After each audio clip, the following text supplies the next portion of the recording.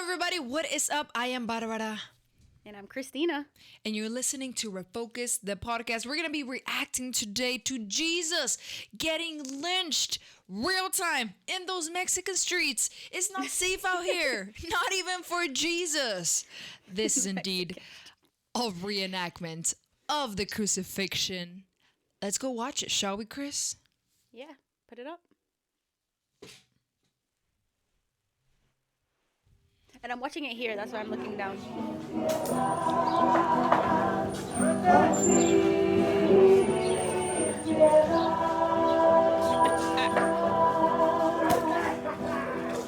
Did you hear somebody laughing in the background?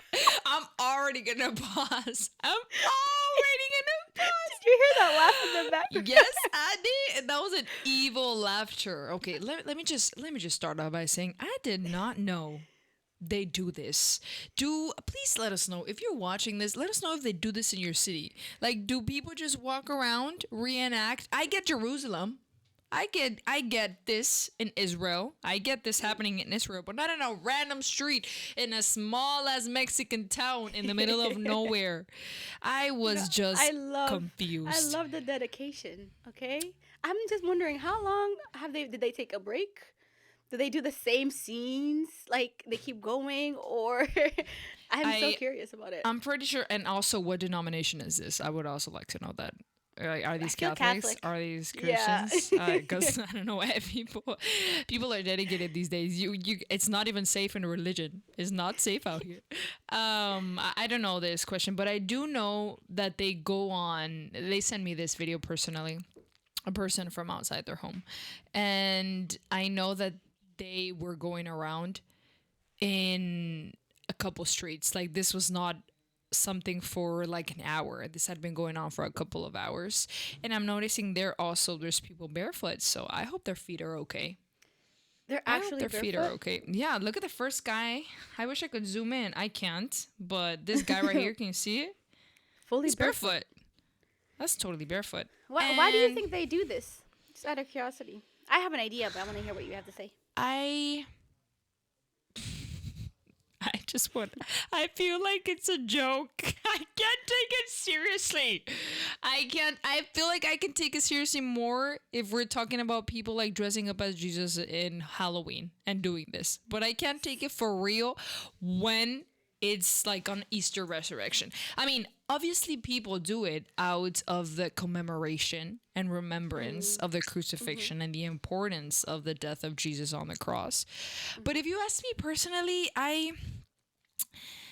especially this year, as I have become more aware of the traditions that a lot of, in our case, Pentecostal churches of the Resurrection Sunday, like the whole dramatic fireworks, theater, music, dancing because it's Sunday, I don't feel like I vibe with that. I honestly, as soon as I saw, if you have ever listened to Transformation Church, Michael Todd, I really like his preachings and I like his messages, and I listen to him often. But as soon as I saw how much they were doing for Easter, I said, I'm not gonna watch it. I'm not gonna watch it. It's too much. It's too much. And I was speaking about this with Daniel. You remember our friend Daniel? Shout out. He was saying like, what's Danny? College Danny? No, Daniel from Houston. Yeah, sorry. Totally irrelevant to right now. But I was speaking to our friend and they were like, it's unnecessary work. They pretend they have all this budget and they have all this importance, and they try to bring all these audiences that they lost throughout the year of people that don't attend church, and they want to bring them in for that one Sunday a year, which is fine. Because if it's what people want to do and they want to feel comfortable with just going to church on Easter, that's fine. But it's not what the church stands for the rest of the 365 days of the Sunday calendar year. I don't know how many Sundays there are, 52 in a year. But what do you think?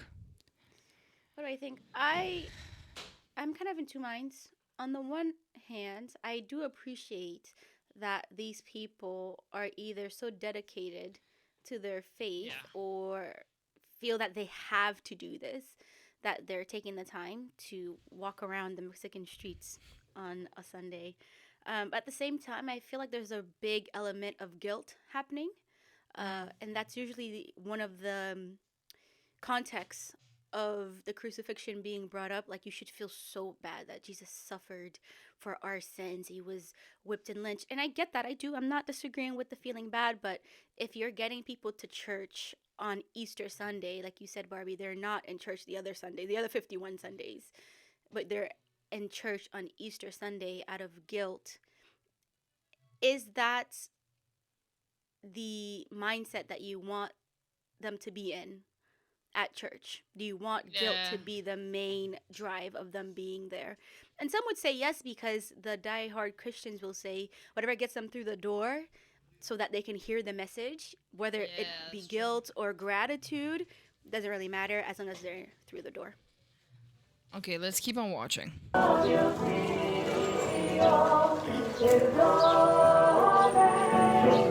Mary Magdalene, Mary's in the house, little kids being carried. It's like a parade.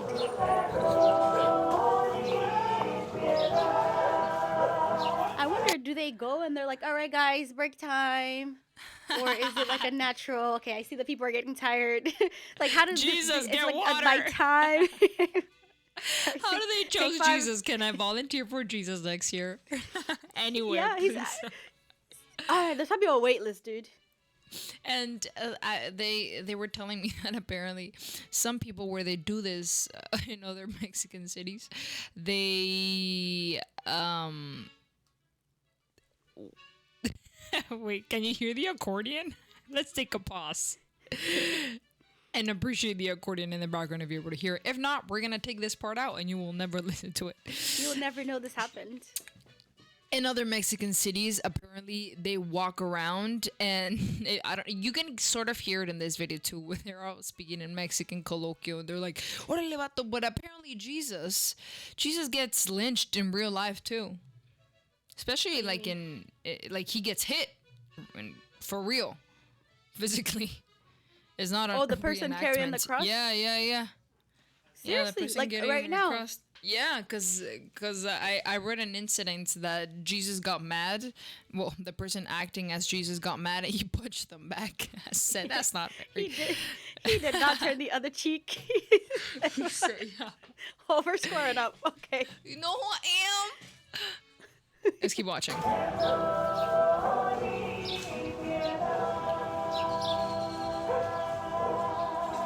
Yeah, so apparently there's a lot of people. Do they like gather people as it like a parade? You can just join in this walking of behind Jesus as he carries the cross, or is it? I mean, how would they keep people from joining?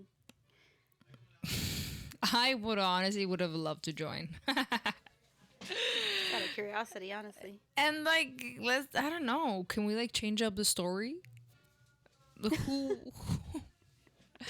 But yeah, this is very interesting. Let us know your thoughts. Let us know if you have ever seen things like this before, outside of the context of normality in your local town. Outside of church for that matter, because obviously like the steps of the crucifixion, I think in a lot of Catholic churches are still done traditionally, like out of routine during Easter. But I wasn't aware that they like take it out the streets. It's also very interesting because in Mexico they have a lot of worship to the Virgin Mary, right? And they do a lot of parades like that, similar. So it's a very similar idea here, where it's when it's for the Virgin Mary, there's dancing, there's drums, there's costumes. It's like very, I don't know if you've ever seen them, Chris. If there's a lot of we can do a reaction video on them later too. That would be a follow up. But it's like they dress kind of like very traditionally, like indigenous. Like they have feather costumes, they have feather hats. Yeah, it's a whole cult. It's interesting. I have an aunt who does it. She's like 70. She dresses up and she goes out. And then they do some bomb dance moves too. But yeah. All right, yeah, we can watch one. Thanks for watching. This is Refocus the podcast. See you later. Peace and love. Why did I wave Jesus?